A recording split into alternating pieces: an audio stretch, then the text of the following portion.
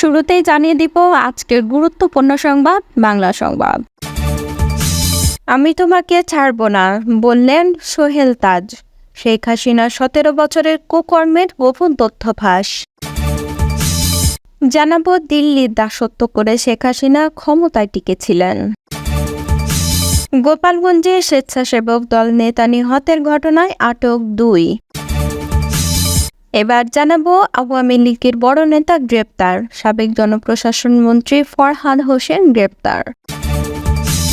এবং সর্বশেষ জানাবো নেতাকর্মীদের জরুরি নির্দেশনা দিল আওয়ামী লীগ। এতক্ষণ শুনছিলেন সংবাদ শিরোনাম, এখন থাকছে বিস্তারিত। প্রিয় দর্শক, নিউজটি ভালো লাগলে চ্যানেলটি অবশ্যই সাবস্ক্রাইব করে সঙ্গে থাকুন এবং এই ভিডিও সম্পর্কে আপনার মূল্যবান মতামতটি কমেন্ট বক্সে জানিয়ে দিন। ধন্যবাদ। আমি সেদিন অনুধাবন করতে পেরেছিলাম যে আমি একটা বড় দায়িত্ব নিতে যাচ্ছি। আমি বাংলাদেশকে পরিবর্তন করার ক্ষেত্রে খুবই উৎসাহী ছিলাম, কিন্তু আমার সঙ্গে দেশের সঙ্গে ও দলের সঙ্গে শত্রুতা করা হয়েছে। তিনি বলেন, আমি পরিবারতন্ত্রে বিশ্বাস করি না। মাঠ পর্যায়ে থেকে রাজনীতি শুরু করেছি। আমি যাতে রাজনীতিতে না আসতে পারি সেজন্য উপর থেকে অনেকেই বাধা দিয়েছিলেন। প্রথম টার্মে যখন নির্বাচিত হয় সেবার আমার দল মাত্র 58টা আসন পায়। বিরোধী দলের রাজনীতি করতে অনেক জুলুম সহ্য করতে হয়েছে। দায়িত্ব নেওয়ার 5 মাস পরে 2009 সালে পদত্যাগ করেছিলেন সাবেক স্বরাষ্ট্র প্রতিমন্ত্রী তানজিম আহমেদ সোহেল তাজ। এবার পদত্যাগের বিষয়ে মুখ খুললেন সাবেক স্বরাষ্ট্র প্রতিমন্ত্রী। শনিবার নিজের পদত্যাগ ও শেখ হাসিনার সঙ্গে সম্পর্ক কেমন ছিল সেসবে একটি সংবাদ মাধ্যমের সঙ্গে খোলামেলা কথা বলেছেন সাবেক এই সংসদ সদস্য। সোহেল তাজ বলেন, আমি যেদিন স্বরাষ্ট্র প্রতিমন্ত্রীর দায়িত্ব নিয়েছিলাম সেদিন কেঁদেছিলাম। আন্দোলনে মিটিং মিছিলে সক্রিয় ছিলাম। দলে আমার কন্ট্রিবিউশন ছিল।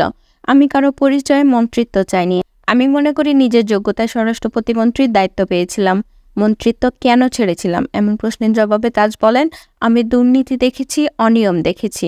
বিডিআর বিদ্রোহের তদন্ত কাজ আমার ভালো লাগেনি। সেখানেও অনিয়ম হয়েছে।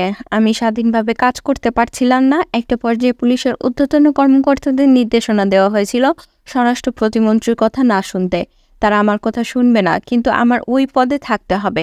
সুতরাং আমার মনে হয়েছিল আমাকে এবং আমার পরিবারকে ঢাল হিসেবে ব্যবহার করা হচ্ছে। তিনি বলেন, আমার পদত্যাগপত্র গ্রহণ করা হচ্ছিল না। এরপরও পদত্যাগপত্র জমা দিয়ে যুক্তরাষ্ট্র চলে যায়। পরে সেখান থেকে তিনি শেখ হাসিনার সঙ্গে ফোনে কথা বলেছিলেন।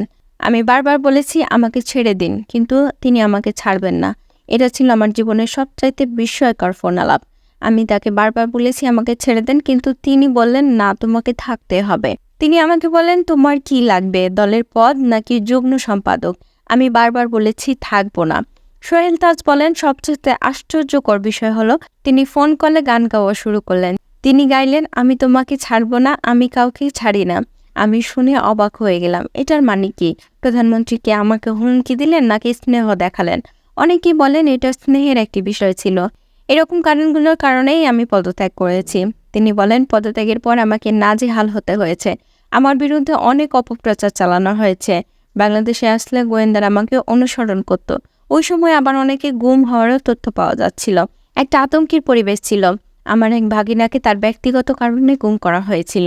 পদত্যাগের পর আর কখনো শেখ হাসিনার সঙ্গে সাক্ষাৎ হয়েছে কিনা সে বিষয়ে জানতে চাইলে সোহেল তাজ বলেন, আমি 3 দফা নিয়ে একটি আন্দোলন করেছি। 23 নভেম্বর জাতীয় 4 নেতার হত্যার বিচারের দাবিতে, যে বিচার আমরা আজও পাইনি।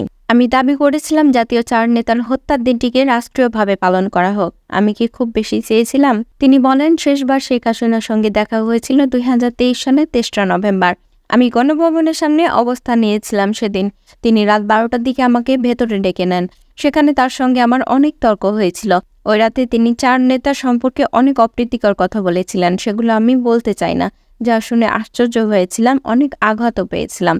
তার কাছ থেকে জাতীয় 4 নেতা সম্পর্কে এমন মন্তব্য আমি কখনোই আশা করি নাই। রাষ্ট্র সংস্কার আন্দোলনের জাতীয় নির্বাহী কমিটির রাজনৈতিক সমন্বয়ক ফরিদুল হক বলেছেন, দিল্লির দাসত্ব করে শেখ হাসিনা ক্ষমতায় টিকেছিল। বিরোধ দিল্লির সঙ্গে। তারা তাদের সাম্রাজ্যবাদী আচরণ দেখিয়ে যাচ্ছে। আর কোথাও দিল্লি নেই, কেউ দিল্লির সঙ্গেও নেই। বাংলাদেশে দিল্লির গোলাম নেই। বাংলাদেশের মানুষ আর দিল্লির দাসত্ব করবে না।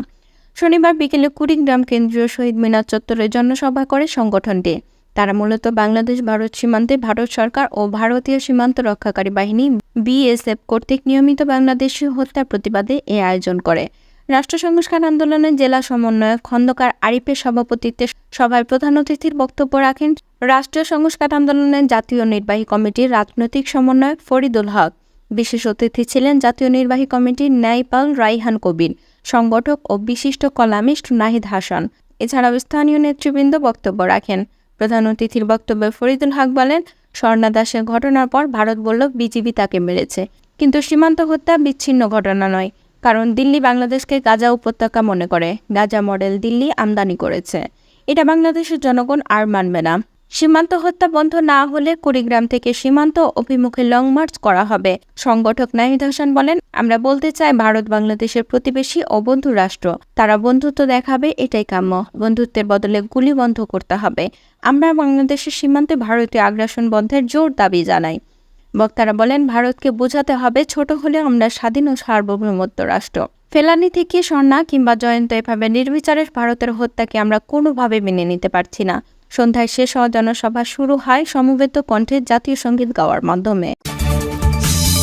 গোপালগঞ্জের স্বেচ্ছাসেবক দলের কেন্দ্রীয় নেতা শওকত আলী দিদারের নিহতের ঘটনায় আলিমুজ্জামান চৌধুরী ও সিজার শেখ নামে দুইজনকে আটক করেছে পুলিশ। আজ শনিবার বিকেলে ওই দুইজনকে আদালতের মাধ্যমে জেল হাজতে পাঠানো হয়েছে। গ্রেপ্তারকৃতদের বাড়ি সদর উপজেলার ঘোনাপাড়া এলাকায়। গোপালগঞ্জ সদর থানার ওসি মোহাম্মদ আনিসুর রহমান জানিয়েছেন, আলিমুজ্জামান চৌধুরী ও সিজার শেখকে কেন্দ্রীয় স্বেচ্ছাসেবক দলের টিয়া সম্পাদক শওকত হোসেন দিদার নিহতের ঘটনায় সংশ্লিষ্টতা রয়েছে এমন সন্দেহে আটক করা হয়। কিন্তু ওই ঘটনা এখন পর্যন্ত মামলা না হয় ঘটনার সঙ্গে জড়িতদের সন্দেহে আদালতে পাঠানো হয়। আদালত তাদেরকে জেল হাজতে পাঠানোর নির্দেশ দেন।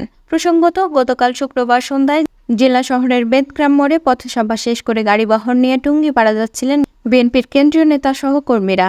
এই সময় তাদের গাড়িবহর সদর উপজেলার ঘোনাপাড়া পৌঁছালে আওয়ামী লীগের ব্যানার ফেস্টুন ছেঁড়াকে কেন্দ্র করে স্থানীয় আওয়ামী লীগের নেতাকর্মীদের সঙ্গে বিবাদে জড়ায় বিএনপি ও সহযোগী সংগঠনের নেতাকর্মীরা।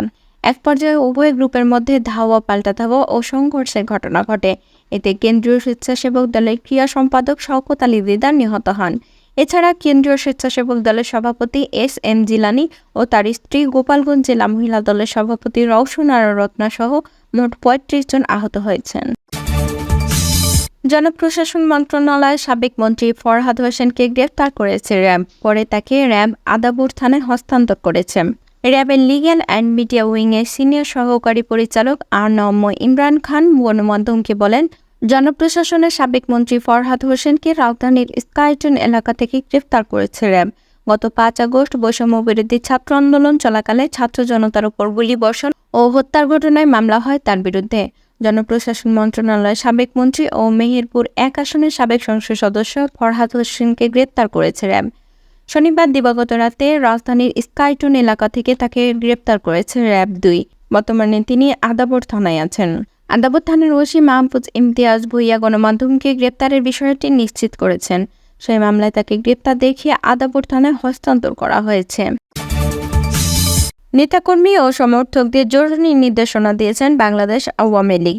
শনিবার রাতে আওয়ামী লীগের ভেরিফাইড ফেসবুক পেজে একটি পোস্টে কয়েকটি নির্দেশনা দেওয়া হয়েছে। নির্দেশনায় বলা হয়েছে, দলীয় নেতাকর্মীদের প্রথম কাজ তৃণমূলের পাশে দাঁড়ানো।